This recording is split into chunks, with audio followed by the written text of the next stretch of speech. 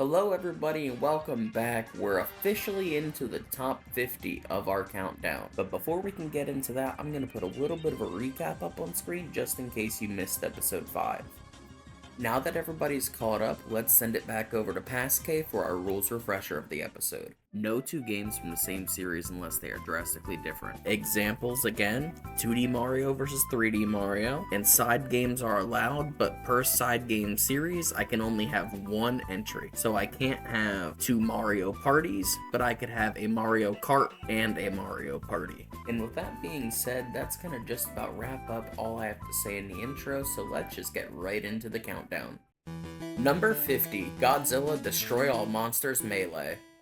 I don't know if you guys know this or not, but I am a massive fan of the Godzilla franchise and its extended universe. But to be frank about it, the early attempts that this franchise made at making video games were actually pretty sad. It wasn't until the 6th generation of consoles where we finally started getting movie-accurate and interesting gameplay in our Godzilla games. And nothing exemplifies this better than Godzilla Destroy All Monsters Melee, with its star-studded cast and its memorable location set, all of which having both day and night versions. At the end of the day, this is still just a stadium brawling fighting game, but where it does succeed in its simple yet direct story, in which the evil Vortex sends a transmission to Earth declaring that they have taken control of all of the Earth's most deadly monsters, and thus demanding that the Earth surrender immediately, which is where we as the player come in to defeat all the monsters one by one, and once we do so, Vortex actually transports us up to the mothership for our final battle against Mechagodzilla. But that's not where the good things end for this game. The gameplay is incredibly solid. Each single kaiju has their own set of movement and ability options available to them, each with their own specialized attacks. But the thing that keeps me from putting it higher is honestly the multiplayer. Unfortunately, not all monsters are created equal in this game, and if your opponent knows how each character works and their little nuances that they have with them, they could very easily counterpick whatever you pick, which creates kind of like a standoffish environment when you're at the character select screen, and that's not something I'm really a big fan of. But as far as single player gaming goes, it's definitely worth giving it a try. Number 49, Nintendo Land.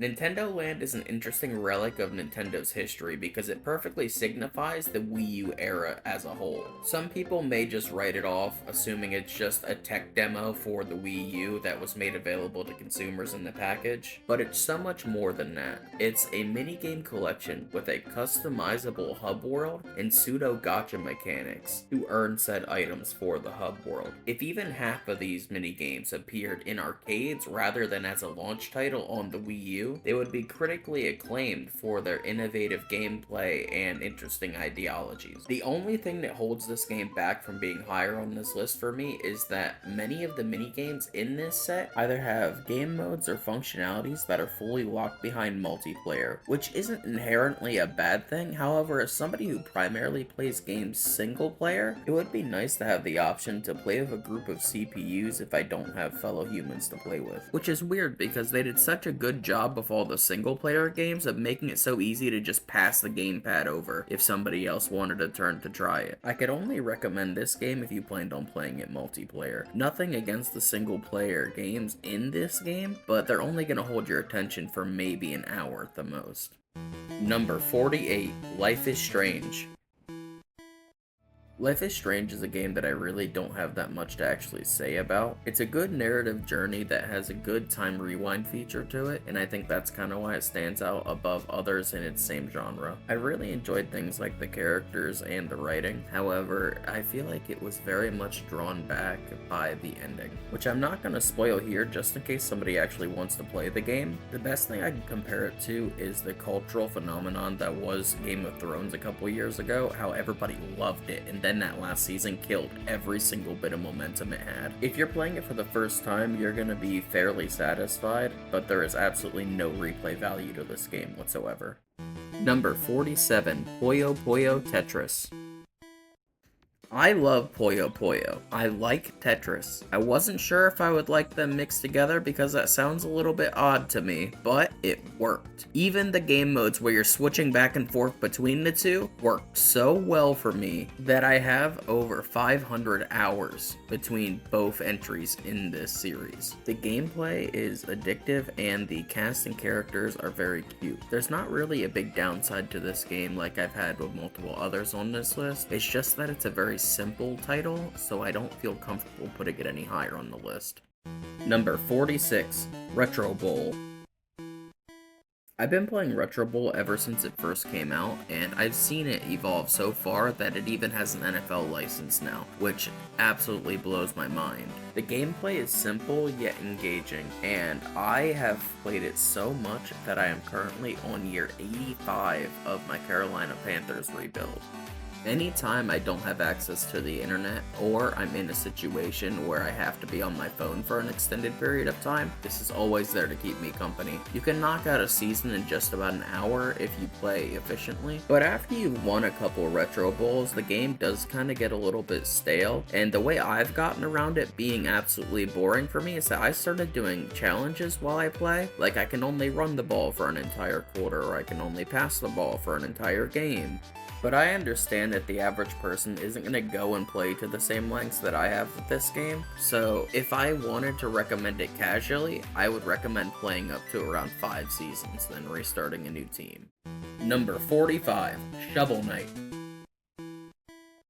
Did you know that Shovel Knight originally launched as a Wii U exclusive? That's how I found out about it. I was absolutely obsessed with my Wii U and there wasn't nearly enough games to play. So naturally, when I saw a game I didn't own on the shelf at Best Buy, I snatched it immediately. I took it home and I was expecting to only play it for a couple minutes just to try it out, but I wound up beating the entire game in one sitting. That's not to say that Shovel Knight itself is a short game, because it's not, but it was just so good that I could not put it down. Like, I got home probably somewhere in the afternoon and I didn't finish playing until probably 2 or 3 in the morning. The best part about it wasn't even the excellent base game, but all of the free DLC that also came with the package as it got released. If you like games like Ghouls and Goblins and Mega Man, basically Capcom platformers, this is the kind of thing that you will absolutely eat up, and I could not recommend it enough. Number 44, Spider-Man. This game came out on multiple systems. It was on the PS1, it was on the N64, and it was on the Dreamcast. Can you guess which one I played?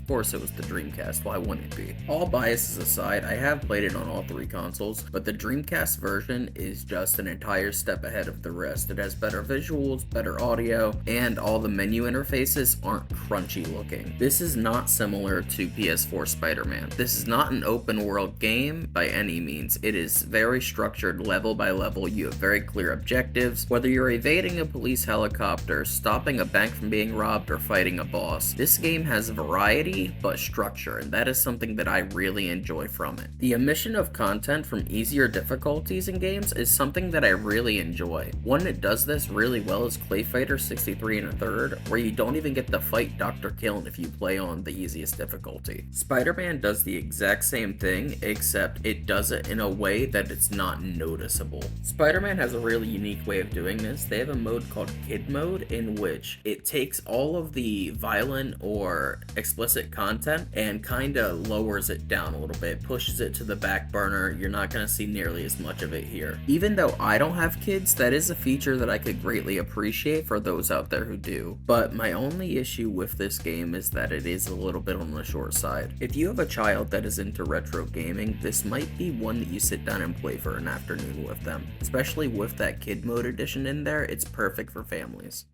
Number 43, Five Nights at Freddy's Security Breach. This is a wonderful example of the rules of this series and how they actually work. Because we had Freddy Fazbear's Pizzeria Simulator earlier, which was more of a traditional style FNAF game. Meanwhile, this is a narratively driven exploration game. Say goodbye to Foxy and Bonnie and say hello to Roxanne and Montgomery Gator. I think this mixing up of the cast was a huge refresher for the franchise, along with the fact that these are all glam rock animatronics is just super cool to me, and it has this whole like 1980s retro aesthetic that I really kind of dig. I would kind of quantify this as a micro horror game because it's technically a horror game, but it's not very scary. It's more for people who really like the Five Nights at Freddy's franchise and really want to dive deeper into the lore, because this provides a lot of very good bits for that. Number 42, Burnout 3 Takedown. Burnout 3 is like an arcade racing game brought into your own home and then cranking the violence up to 11. Like, I'm not here to race, I'm here to be a nuisance to other drivers on the road. I will crash into you, and I will make sure that you are the one that flips over and not me. It's the absolute chaos of it that brings it all together for me. The thing that puts Burnout 3 above the rest of the entire series is the soundtrack. It has tons of licensed music, and all of it is definitely something that I would listen to even outside of gameplay. If you're looking for pure mindless fun in a racing game, this is definitely the game for you. If you like a little more structure in your games, I would recommend something more like Forza. Number 41, Super Smash Bros. Brawl. Brawl is a package that is completely different from every other Smash game out there that was released to this point, because up until now they were just general party fighters, but Brawl took it upon itself to introduce both Final Smashes and the Subspace Emissary. And if you guys know anything about me from watching the rest of the series, it's that I love weird little side modes inside of bigger games. I'm aware that Melee had a single player mode as well called Adventure Mode, but it was nowhere near the scope of the Subspace Emissary. Subspace wasn't the only thing that made Brawl special. It also introduced third-party characters for the first time, being Snake and Sonic the Hedgehog. The addition of these third-party characters changed the landscape for how we would view Smash going forward. I find it absolutely hilarious as well that Sakurai hated competitive Smash so much that he purposely implemented tripping into Brawl just to counteract it. That's a level of pettiness that I could only one day hope to achieve. Brawl also went for this darker tone and more realistic character models, which was definitely a big tone shift from what we had before, but it is most definitely a welcomed one. Every single character in Melee looked like they were molded out of plastic. The Wii had tons of great games on it, and this is just another one to go down that entire pantheon. If you haven't played Smash Bros. Brawl, I feel like you need to, just for the cultural significance of it. And just like that, boys, that's another episode in the books. What'd you think of the countdown? Tell me down below. But while you're down in the comments, don't forget to join our giveaway. We're giving away any one game from the entire list. All you have to do is comment what your favorite game is. I would love to see as many entrants as possible. What we're going to do at the very end of the series is we're going to do a Smash bracket using CPU players and assign a name to each of them, and whoever wins the entire bracket wins the prize. Just wanted to give a friendly little reminder that we are doing that giveaway, so thank you for your time, and now let's get into our recap. Number 50, Godzilla Destroy All Monsters Melee. Number 49, Nintendo Land. Number 48, Life is Strange. Number 47, Puyo Puyo Tetris. Number 46, Retro Bowl. Number 45, Shovel Knight. Number 44, Spider-Man. Number 43, Five Nights at Freddy's Security Breach. Number 42, Burnout 3 Takedown. Number 41, Super Smash Bros. Brawl. And as usual, I just want to say thank you to everybody who stuck around the video this long. I really hope you guys enjoyed it, and I'll see you in the next one. Bye-bye.